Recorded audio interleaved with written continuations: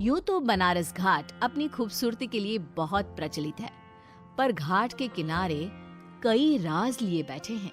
ये कहानी शुरू होती है बनारस के घाट के पास बने ममता निवास से, जहाँ प्रिया लाल जोड़े में ममता के घर उसकी बहू बनकर आती है। आओ आओ बहू, घर को अपने पैरों से पवित्र करो। ममता घर की दहलीज पार कर ही रही होती है कि अचानक एक बहुत गंदी सी बास पूरे घर में फैल जाती है।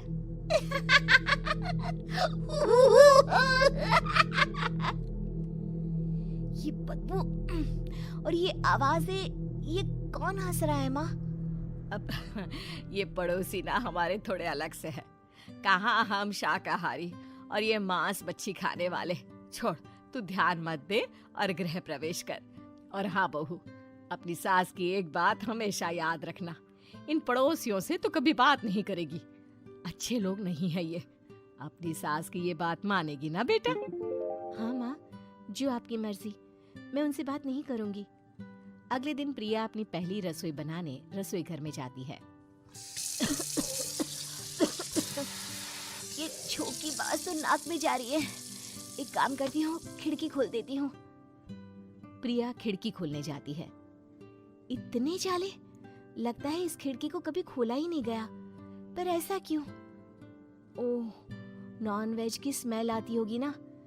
2 मिनट के लिए खोल लेती हूँ, फिर बंद कर दूंगी।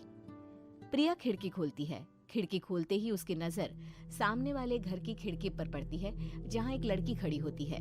हाथों में मेहंदी, लाल रंग की साड़ी, बिल्कुल सजी धजी, मानो प्रिया की तरह ही वो भी नई नवेली बहू हो। वो प्रिया को देखकर मुस्कुराती है। हे भगवान, माँ ने तो इनसे बात करने को मना किया था। प्रिया फौरन ही खिड़की बंद कर देती है और तवे पर चढ़े रोटी की ओर देखने लगती है, पर वहाँ रोटी न होकर मछली पड़ी होती है। ये क्या? पहली ही रसोई में इतनी बड़ी गलती! हे भगवान, अब मैं क्या करूं? प्रिया बहुत डर जाती है और फौरन रसोई की सफाई करने और फिर सभी के लिए खाना बनाने लग जाती है।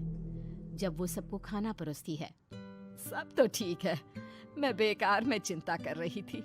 हे भगवान, ऐसे ही बस अपनी कृपा बनाए रखना।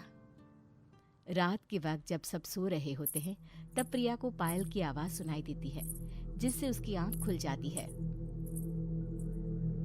ये पायल की आवाज कहाँ से आ रही है? प्रिया उठकर उस आवाज के पीछे छत की सीढ़ियों तक जाती है। तभी उसे बच्चे के रोने की आवाज आती है। प्रिया छत पर जाती है तो क्या देखती है?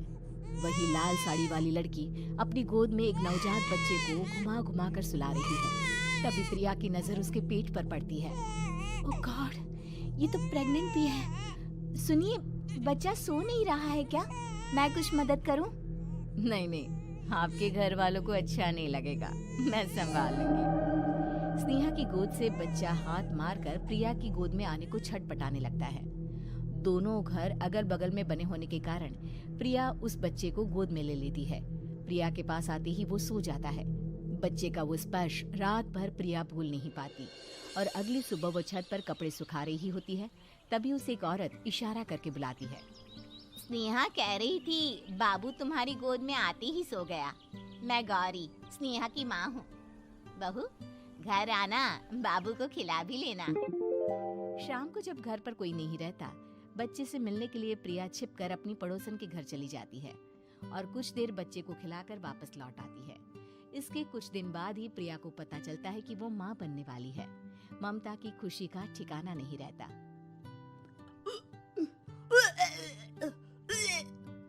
माँ जी, पता नहीं क्यों उल्टी आ रही है। प्रिया भागती हुई वॉशरूम में जाती है तो हरे और लाल रंग की उल्टी करती है। उस उल्टी में से कीड़े निकलते हैं। ये क्या? खून और ये कीड़े! माँ! माँ! प्रिया की आवाज सुनकर ममता दौड़ कर आती है, पर बेसिन में कुछ नहीं होता। प्रिया हक्की बक्की रह जाती है। ये सब क्या हो रहा है? प्रिया घबरा जाती है और अपने कमरे में जाकर सो जाती है। डर के कारण वो इतनी थक जाती है कि उसकी आंख लग जाती है। तब उसे ऐसा लगता है उसके पेट पर मानो कोई बैठा हुआ हो। कौन हो? प्रिया के पेट पर एक 5 महीने की बच्ची बैठी हुई थी, जो बुरी तरह जली हुई थी। माँ, तुम ही मुझे लाई ना अपने पेट में? मैं तुम्हारी माँ नहीं हूँ। कौन हो तुम? माँ, देखो मैं जल गई बुरी तरह से। 6 महीने पेट में रहने को भी मुझे नहीं मिला। सहला दो ना माँ। बचाओ, बचाओ, माँ। ममता दौड़कर कमरे में आती है। प्रिया की बातें सुनकर वो सब समझ जाती है। तू कहीं बगल वाले घर में तो नहीं जाकर आई ना बहू? मुझे माफ कर दो, मैं गई थी माँ। उस घर में सब मरे हुए हैं बहू। कई साल पहले स्नेहा उस घर में बहू बनकर आई थी। कुछ ही दिन में वो एक बच्चे को जन्म देने वाली थी। पूरा घर बच्चे के आने की खुशी में खोया था कि एक दिन अचानक उस घर में आग लग गई। सब बुरी तरह जलकर मर गए।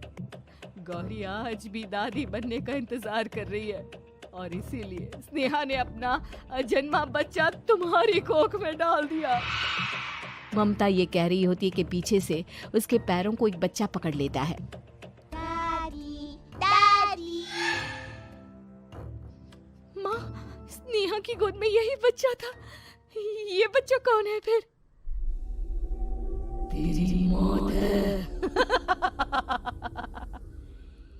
तेरी भी दादी। जिस चीज का ममता को डर था वही हो गया।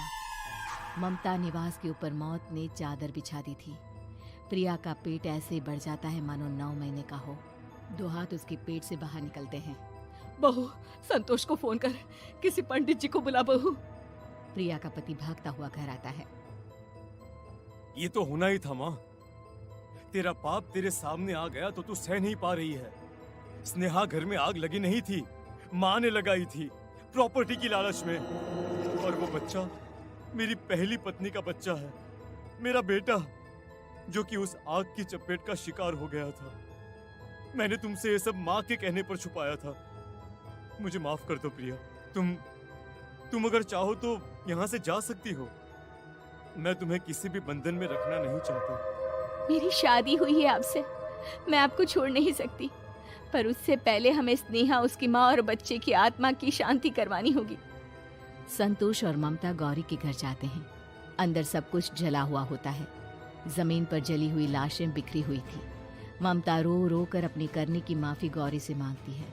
प्रिया स्नेहा के घर वालों का अंतिम संस्कार करवा देती है और ममता निवास फिर से आत्माओं के साए से मुक्त हो जाता है।